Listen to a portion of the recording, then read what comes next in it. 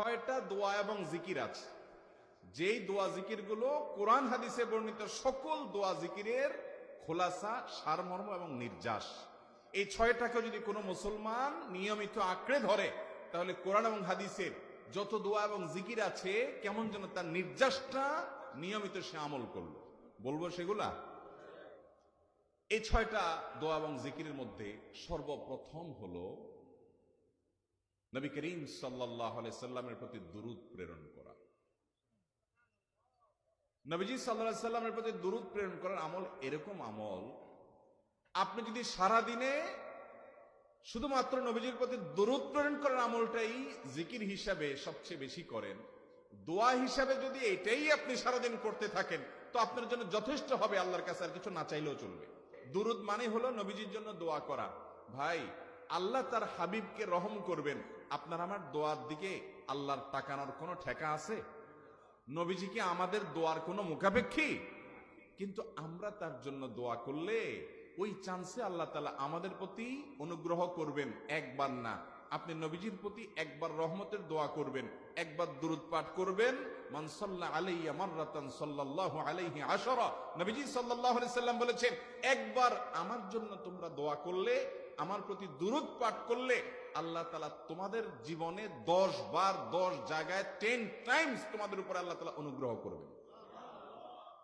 আপনি টেরও পাবেন না কত জায়গায় আল্লাহ অনুগ্রহ করেছেন। আল্লাহ বাঁচাই দিয়েছেন, একটুর জন্য শেষ হয়ে যান নাই। ওই যে দুরূদ পড়ছেন, আল্লাহ তাআলা রক্ষা করছে, আপনি খবরও নাই। আল্লাহ তাআলা আপনার প্রতি বিশাল একটা দান করছে, আপনি লক্ষ্য করেন নাই। ওই যে দুরূদ পড়ছেন একবার, 10 বার রহমত হবে। এভাবে যত দুরূদ পড়বে সে তত রহমত এবং অনুগ্রহ পাবে। বেশি করে পাঠ করবো তো ইনশাআল্লাহ। সবচেয়ে শ্রেষ্ঠ দুরূদ, সবচেয়ে উত্তম দুরূদ হলো দুরূদ ইব্রাহিম, যেটা নামাজে পড়েন। আর সবচেয়ে সংক্ষিপ্ত দুরূদ হলো সাল্লাল্লাহু আলাইহি ওয়াসাল্লাম। এছাড়া নবীজির প্রতি দোয়ামূলক যে কোনো দুরূদই আল্লাহর কাছে গ্রহণযোগ্য হতে পারে, যদি দুরূদের অর্থের মধ্যে, কথা বলার মধ্যে খারাপ কিছু না থাকে। 6টা দোয়া হলো কোরআন হাদিসের শত শত সহস্র দোয়ার নির্যাস এবং খোলাসা। তার 1 নম্বর হলো দুরূদের আমল। করবো না বেশি বেশি ইনশাআল্লাহ। আমার জীবনে বহুবার এমন হয়েছে, বহুবার এমন এমন বিপদ যে দেয়ালে পিঠ ঠেকে গেছে, এখান থেকে উদ্ধারের কোনো পথ আর চোখের সামনে দেখা যাচ্ছে না। আমি এই আমলটি, এর পাশাপাশি ইস্তেগফারের আমল, যেটা 2 নম্বরে বলবো আমি, এই দুটি আমল কন্টিনিউয়াসলি করে গেছি, হরদম প্রতি নিঃশ্বাসে নিঃশ্বাসে, বাস টয়লেটের টাইম বাদে বাকি ফুল টাইম এইটা দুরূদ এবং ইস্তেগফার অব্যাহত রাখছি।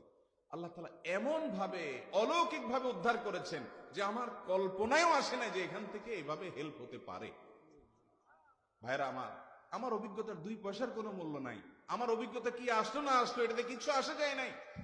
রহমতুল লিল আলামিন আল্লাহর রাসূল, আল্লাহর নবী ওয়াদা করেছেন যে আপনার পেরেশানি দূর হবেই হবে ইনশাআল্লাহ। অতএব দুরূদের আমল বেশি বেশি করবো না ইনশাআল্লাহ। নাম্বার 2, ইস্তেগফার। এটাও বেশি বেশি করতে হবে, কারণ ইস্তেগফার সম্পর্কে কোন কোন হাদিসের ভাষ্যের মধ্যে মান লাজিমাল ইস্তেগফার ভাষ্য এসেছে, অর্থাৎ যে ব্যক্তি ইস্তেগফারকে আঁকড়ে ধরবে, এটাকে কন্টিনিউয়াসলি করবে, ইস্তেগফার কখনো ছাড়বে না, সবসময় তার মধ্যে ইস্তেগফার অব্যাহত থাকবে, ওই ব্যক্তিকে আল্লাহ রাব্বুল আলামিন বিভিন্ন পেরেশানি থেকে সারপ্রাইজড হওয়ার মতো এমন এমন পথ বের করে দিবে যে সে চিন্তাও করে নাই। তার পেরেশানি থেকে মুক্তির পথ আল্লাহ তাআলা দেখায় দিবে। ইস্তেগফার কিভাবে করবেন ভাই? ইস্তেগফার এমন একটা আমল, এটা ছাড়া তো আমাদের উপায় নাই ভাই। ইস্তেগফার আমাদের দুনিয়ার পেরেশানি দূর করবে, আখিরাতের পেরেশানি দূর করবে। রুটি রুজি নাই, চাকরি নাই, ইনকাম নাই, ব্যবসা খারাপ যাচ্ছে, পেরেশানি হচ্ছে, ইস্তেগফার ধরো, কি হবে? 1 নম্বর লাভ হলো আল্লাহ মাফ করে দিবেন গুনাহ। ইউরসিলিস সামা আলাইকুম মিদরারা, যাতে ফসল ভালো হয়, রিজিক ভালো হয়, সেই ব্যবস্থা আল্লাহ করবেন। ওয়ায়ুমদিদুকুম বিআমওয়ালিন ওয়া বানিন, ছেলে মেয়ে হয় না অথবা ভালো ছেলে মেয়ে নাই, আল্লাহ তাআলা নেক সন্তান দিয়ে তোমাকে শক্তিশালী করবেন, সম্পদ দিয়ে শক্তিশালী করবেন। ওয়াজআল লাকুম জান্নাতিন ওয়াজআল লাকুম আনহারা, আল্লাহ তাআলা প্রসবন দিবেন, ফসল দিবেন, বরকত দিবেন রুজিতে। কিসের মাধ্যমে? ইস্তেগফার দেন। ভাইরা আমার, ইস্তেগফার সকল সমস্যার সমাধান। ইস্তেগফারের ভিতরে সবচেয়ে শ্রেষ্ঠ ইস্তেগফার হলো সাইয়্যিদুল ইস্তেগফার। সাইয়্যিদুল ইস্তেগফারটা যদি মুখস্থ না পারেন, অন্তত লিখিত ভার্সনটা পড়েন। সাইয়্যিদুল ইস্তেগফারের যে অর্থ, এটার যে মর্ম বড় হৃদয়গ্রাহী ভাই, বড় মর্মস্পর্শী। ইমানদার এটার অর্থের দিকে তাকায় যদি পড়ে তো তার অন্তর না গলে পারে না। ভাইরা আমার, অর্থের দিকে লক্ষ্য করে করে মর্মটা বুঝে বুঝে একটু সাইয়্যিদুল ইস্তিগফার পড়েন। লেখা দেখে দেখে পড়েন, ইউটিউব থেকে দেখে দেখে পড়েন, কিন্তু পড়েন। এটা হলো বড় ইস্তিগফার। এত বড় ইস্তিগফার পড়তে পারেন না, কোনো পেরেশানি নেই, কোনো অসুবিধা নেই। সবচেয়ে ছোট ইস্তিগফার হলো আস্তাগফিরুল্লাহ, আস্তাগফিরুল্লাহ, আস্তাগফিরুল্লাহ। আল্লাহ আপনার কাছে ক্ষমা চাই, কত ভুল হয়ে যায়, কত অন্যায় হয়ে যায়। ভাইরা আমার, এটা হলো রিমুভার। ভুল করে কিছু লিখছেন, রিমুভ করে ফেলছেন, শেষ হয়ে গেছে। আপনি ঘন ঘন ইস্তিগফার পড়তে থাকেন। অগণিত ভুল হয়, অগণিত ত্রুটি হয়, বারবার ইস্তিগফার এগুলোকে সবগুলোকে শেষ করে দেয়। ভাইরা আমার, নিরাপত্তা এনে দেয়। আল্লাহ কোরআনে কারিমে বলেছেন যে আপনার রব আপনার কওমের প্রতি আযাব নাজিল করবেন না যদি আপনি থাকেন। আর যদি তারা ইস্তেগফারে রত রাখে তাহলে গণ আযাব আল্লাহর পক্ষ থেকে আসবে। আরেকটা ইস্তেগফার হাদিসে বর্ণিত, আস্তাগফিরুল্লাহাল্লাযী লা ইলাহা ইল্লা হুয়াল হাইয়ুল কাইয়্যুম ওয়া আতুবু ইলাইহি ওয়া লা হাওলা ওয়া লা কুওয়াতা ইল্লা বিল্লাহ। এটাও ইস্তেগফার। তাহলে একটা বড় ইস্তেগফার, একটা মিডিয়াম, একটা ছোট, যার যেটা সুবিধা হয় এটা পড়েন। নাম্বার 3, এটা আমাদের বেশিরভাগ মানুষ জীবনে হয়তো শুনেনও নাই। অনেকে হয়তো শুনছেন, আমল করা হয় না। খুব সীমিত সংখ্যক আল্লাহর বান্দার আমলের তৌফিক হয়। সেটা হলো ইয়া যাল জালালি ওয়াল ইকরাম। এটা একটা জিকির, আল্লাহ তাআলাকে ডাকা, আহ্বান করা, এটাই জিকির। ইয়া যাল জালালি ওয়াল ইকরাম। নবী করিম সাল্লাল্লাহু আলাইহি সাল্লাম বলেছেন, আলিযু বিয়া যাল জালালি ওয়াল ইকরাম। তোমরা ইয়া যাল জালালি ওয়াল ইকরাম এটাকে আঁকড়ে ধরো, এটাকে নিয়মিত করো, বেশি বেশি করে বলতে থাকো এটাকে সব সময় এটাকে মুদাওয়ামাতের সাথে কন্টিনিউয়াসলি এটা বলতে থাকো, ইয়া যাল জালালি ওয়াল ইকরাম। অনেক উলামায়ে কেরাম, মুহাদ্দিসিন ইকরাম ইয়া যাল জালালি ওয়াল ইকরাম কেন নবীজি এত বেশি বলতে বলেছেন, এটার মাধ্যমে আমাদের লাভটা কি, এর ব্যাখ্যা করতে গিয়ে বলেছেন ইয়া যাল জালাল মানে হলো হে মহান মহান বড়ত্বের অধিকারী, হে জালালের অধিকারী, হে জালাল। ওয়াল ইকরাম হে দানশীল। তাহলে প্রথম বাক্যে আল্লাহর বড়ত্বের কথা স্বীকৃতি দিয়ে প্রশংসা করা হয়, আর দ্বিতীয় বাক্যে হে দানশীল বলে আল্লাহ তাআলার কাছ থেকে চাওয়া হয় যে আপনি যেহেতু দানশীল এবং আপনি যেহেতু মহান, অতএব আপনি আমাকে দান করেন। এটা ডাকলেই, আল্লাহকে এই বলে ডাকলেই চাওয়া হয়ে যায়।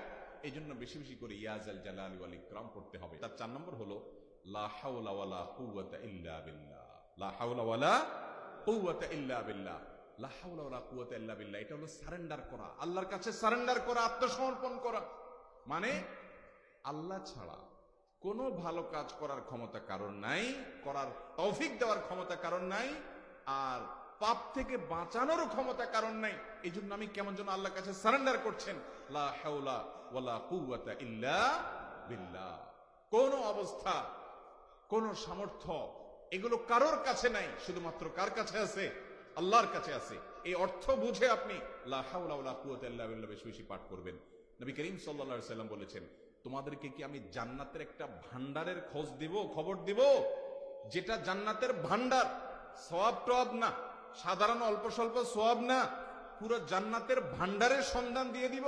সাহাবা ইকরাম তো চাইতেনই সেটা।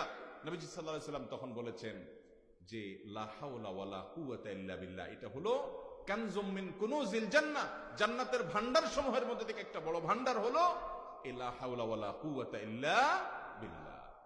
অতএব এই আমলটাও বেশি বেশি করবেন। 4 নম্বর আমল হয়ে গেল। 5 নম্বর আমল হলো দোয়া ইউনুস। দোয়া ইউনুস জানা আছে তো?